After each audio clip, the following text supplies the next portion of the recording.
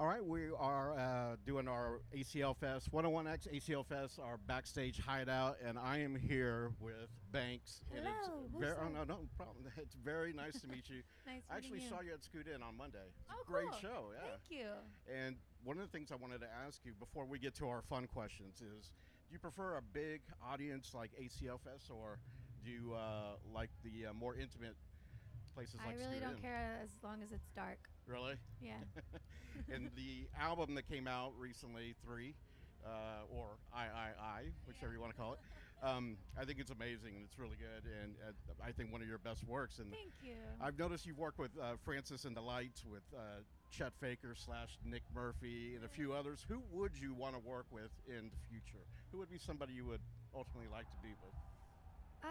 I always get caught off guard with that question. For me, it's like it's funny because like collaborations, they have to be such like a natural thing. Sometimes if you just put two random artists in the room, even if you're a huge fan of them, like maybe your vibes don't work.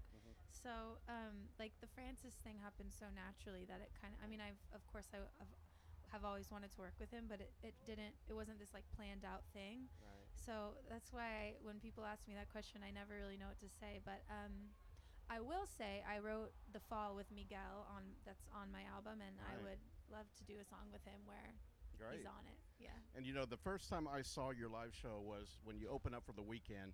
This was about 5 or 6 years ago, and it was here Or in Death Austin. Grips. And it was great. And I knew seeing you up there that you got a great stage presence. Your music is great. Going to be going somewhere, and Thanks. sure enough, here you are Aw. playing great festival. Well, let's now get to the fun part. We're going to Okay. do our fun questions here. I have no idea what's in here. All right. It should be pretty fun. A lot of our other artists have done it, so Okay. And, And those were just like submitted by people. yeah. And feel free Okay. to throw away whichever ones you don't want to answer. So, All right. what is your morning ritual? In detail, describe your morning ritual. Oh, whoa.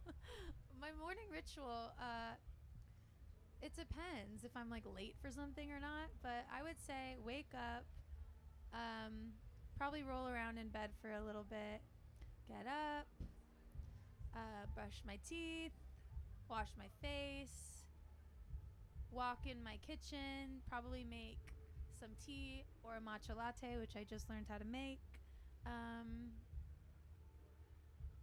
I don't know. It's like pretty boring. I don't like do anything crazy. Like, Right. yeah, All right. Sounds good. yeah. Next one. What's your favorite place to eat when you're in Austin? I don't know. I'm actually. Ask me something else. Okay, we'll skip that one. I'm supposed to say barbecue, right? Who is going to play you in a movie about your life? These are like stressful questions. Oh. No, that's a good one though. Let me think. Who would play me in a movie about my life? I think Natalie Portman would be a good Banks. Okay, we'll say Natalie Natalie Portman? Does that work? Okay. Who yelled at you? That's funny. When you get a song stuck in your head, what is your tried and true method to get rid of it? What song is stuck in your head? When I get a song stuck in my head, I sing it in my dreams. And I hate it. So there's really no way around it. It's like your subconscious. But in order to get it out of my head, I just write a song. Okay. And then usually that song's in my head. Is there a song in your head right now? No. Okay.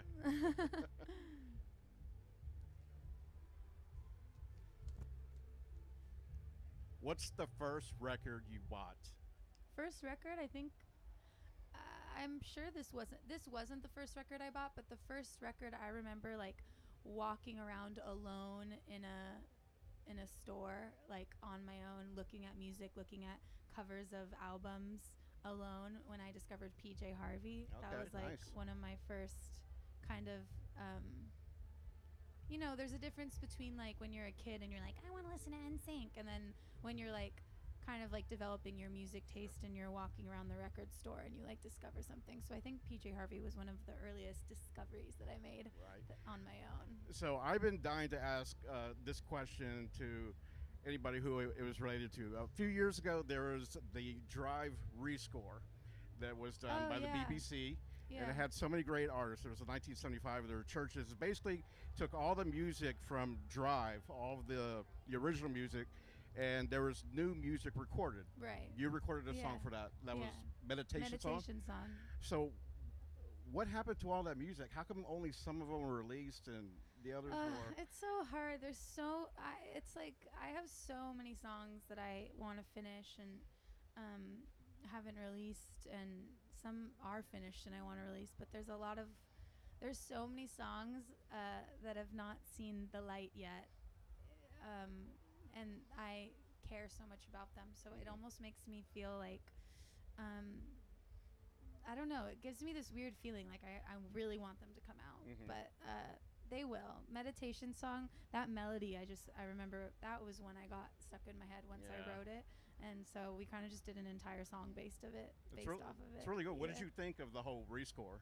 I mean, Zane Lowe did it. He's a genius. So, and I thought it was really cool too. Yeah, it's a cool concept to like take a movie, which it's already brilliant, really, and just kind of like how much music affects how you view something. It's like a scary movie, take away the music and put something like boppy in it, and it's not scary anymore. Yeah, exactly. So it's interesting to rescore a movie. Yeah, like I think that. they should do it to more movies. Yeah. It's really good. So I'm going to get one more question Okay. out here.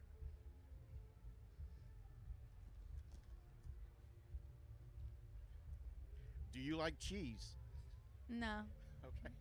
That was a quickie. So let's go for one more. That one's no good. I don't know who put that one in. What 3 songs would you put in a time capsule and send to people 500 years in the past or future? 3 songs.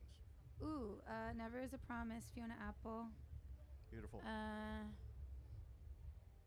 X Factor, Lauryn Hill. I want to use one of mine. Of course. So I'll choose. What is it for? To putting in a time capsule for how long? For 500 years. 500 years. Woo! I would want to choose something like super raw of mine. So I will say, What About Love? Okay, great. Yeah. You know, what I loved about the new album is you, and I even saw it on your performance this past Monday, is that you get a distorted voice going along, and I saw you had the double mics. Yeah. That's really cool. Where did you come up with the concept for doing that on this album right here? When I was, through writing, the more comfortable I get, which is, writing's always been the most comfortable place in my life is in the studio, but the more I write, the more I experiment with my voice, and I started doing this monster voice even without. I started singing like instead of like da-da, I was like da-da. Like I started singing kind of like in a different part of my throat. Right. And then we wanted to add to that sound, so we like started putting it through different machines and kind of like making it sound certain ways, and then once we found the right sound, I was like, I want to take this live. So it's really fun to do that. It was cool. Is a fun song. I thought it was really cool. Yeah. Well, what are you going to do? I know you're on tour right now. What are you going to do after this tour ends? And I assume you're writing while you're on the tour. Yeah, I'm just going to create. I want to make more visuals. I haven't made that many visuals for this album. So I want to dive deep in that stuff, and I don't know. The world is my oyster. Exactly. Well, thank you so much for spending time with us here at 101X. I do appreciate it. And I love the new album, and I hope you come back to Austin sometime soon. Thanks for having Thank you so me. much. Yeah. Everybody, give it up for Banks. Woo!